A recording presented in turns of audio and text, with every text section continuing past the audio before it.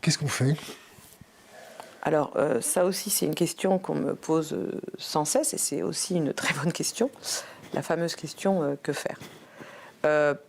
Pour ce qui me concerne, je m'en suis expliqué dans un petit livre qui s'appelle Du cap aux grèves, que j'ai publié au moment du premier confinement.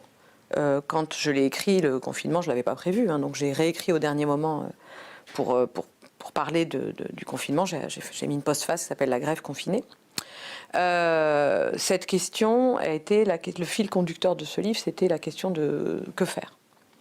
Pas seulement le livre d'avant, il faut s'adapter, c'était donc la critique par le pragmatisme américain du néolibéralisme, et donc c'était une vision globale, pas seulement des directions globales, mais très concrètement, qu'est-ce qu'on peut faire là où on est, ici et maintenant, dans un environnement aussi destructeur, aussi toxique.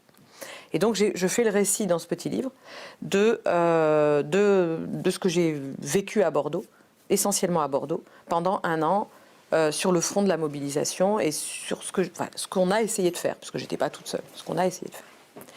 Et je reste convaincue, comme je le défends dans ce livre, que pour faire quelque chose, il faut déjà penser ce qu'on fait là où on est, là où on se trouve, par exemple à Bordeaux, à Nantes, à Londres, ou peu importe, quelque part, ou à Guéret, là où on est, là où de fait on vit, là où on passe son temps, c'est là qu'il faut déjà penser ce qu'on fait.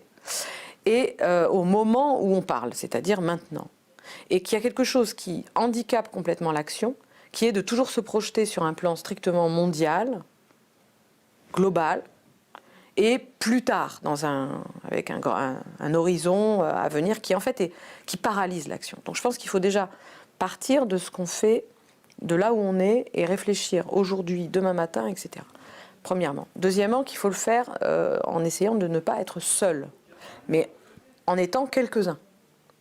Et je pense que notre première tâche, c'est de trouver des complices, des points d'appui, des gens avec lesquels on peut fonctionner, qui sont des vrais camarades de lutte avec lesquels on peut agir. Voilà, très concrètement, sur des choses très précises. Évidemment, typiquement dans le cadre du travail. Mais pas seulement. On peut le faire en tant que parent d'élève, on peut le faire en tant que citoyen d'une mairie, peu importe. Là où on se trouve dans la vie sociale. Donc ça, je pense que c'est essentiel. Mais pour autant, ça ne signifie pas que c'est un repli sur une espèce de repli modeste sur la vie locale. Et c'est absolument pas une logique de colibri que je dénonce. Je dénonce absolument la logique du colibri.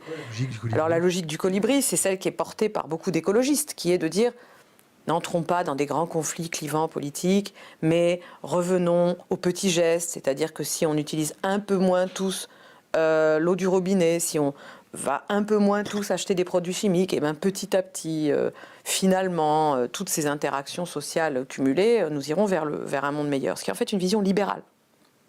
C'est-à-dire, les individus, chacun dans leur coin, en faisant un peu mieux, vont permettre d'arriver vers le bien. Donc, c'est pas du tout mon point de vue. Moi, j'ai une vision résolument politique et donc avec une part d'affrontement conflictuel. C'est-à-dire, chaque lieu est un champ de force et on n'est pas forcément d'accord les uns avec les autres. Il faut assumer nos conflits et donc, il y a du conflit. Mais avant d'envisager des grands conflits du type « nous allons nous attaquer » au grand capitalisme mondial en faisant un plan révolutionnaire pour à la fin les battre, je pense que, et il ne faut pas oublier, j'essaierai de le montrer tout à l'heure, on est complètement hanté par cette manière de faire, tous, même ceux qui se moquent du socialisme révolutionnaire. On a gardé ces schèmes de temporalisation, de plus tard, le grand moment où on y arrivera et où on prendra le pouvoir et où ce sera le moment où on pourra enfin dire ce qu'on a à dire. Quand on écoute ça, c'est jamais le moment de lutter. Et c'est jamais l'endroit. Donc moi, je dis, revenons à là où on est. Et pour vous donner un exemple, bah, moi, c'est là, en ce moment, c'est à l'université, là où je me trouve, c'est là qu'est la lutte.